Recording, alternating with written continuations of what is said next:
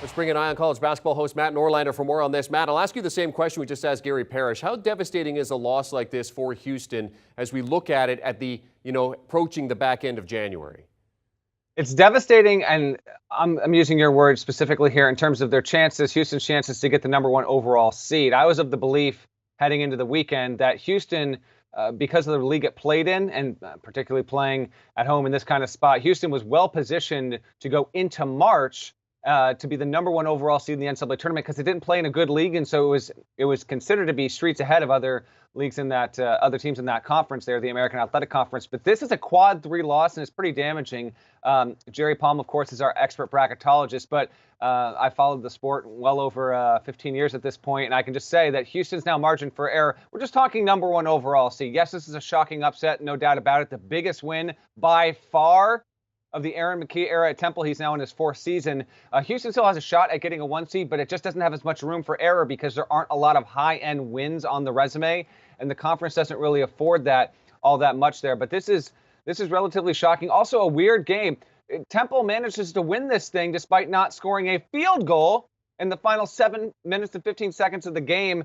The way that they actually got to this win, unconventional to say the least, if not borderline unprecedented. We don't have all the data, all the facts in front of us right here, right now, over all of the decades, but I cannot imagine there have been many or literally any times that an unranked team on the road did not score a field goal in the final 7+ minutes of a game and still beat the #1 team. This might really be a first in college basketball history. Credit to the Owls. That program has been down for a while. This kind of win obviously brings some life into a city that is living quite large right now. The Eagles go blow out the Giants on Saturday night in the NFL playoffs, and on Sunday, there you go. Aaron McKie and those Owls get arguably a top 3 win of the season, considering the difficulty, Jeremy. There won't be many teams in terms of a value win, how much one single victory, how much it's worth from a metric standpoint, than actually winning against Houston. Oh, and now they're a half game back of them in the American as well, sitting in second spot there. Damian Dunn leading the way, 16 points for them. Matt, it really hasn't been a good weekend for the top 2 teams in the country, has it? No. Listen, we've had kind of a noisy week. It has been this way, though, by the way, across college hoops for the most part, just in terms of having ranked teams, top 10 teams wind up going down. But yes, Kansas, the way that it was stunned against TCU, and TCU doing what it had never done before, win at Kansas and get a win against a top 10 road team for the first time in its program history. So we will have some change atop the polls. I'd say just continue to get used to it. And as we go into Monday, you'll have either the argument for Alabama or Purdue. Purdue actually narrowly, we could have even had some more calamity, Jeremy. Purdue was able to hold off a just okay Maryland team.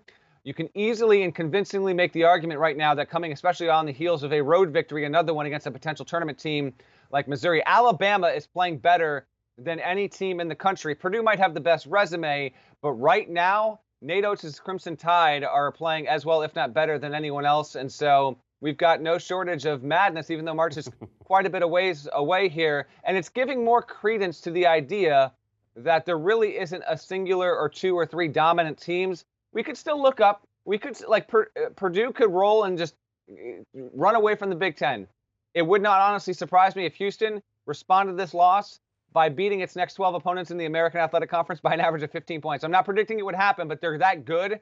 Kelvin Sampson's a really good coach. But right now, there's no singularly dominant team, and that leaves a lot of room for speculation and, frankly, fun chaos as we head into February. Yeah, Kelvin Sampson and company have a chance to bounce back at UCF on Wednesday, expecting a big performance there. Matt Norlander joining us here on CBS Sports HQ. Matt, always good to see you. And, of course, they'll be talking about this big upset win for Temple on the Ion College Basketball Podcast. Do you want a sports network that delivers everything that matters about the game? The highlights, the picks, the instant analysis, no yelling, no fake debates, no politics.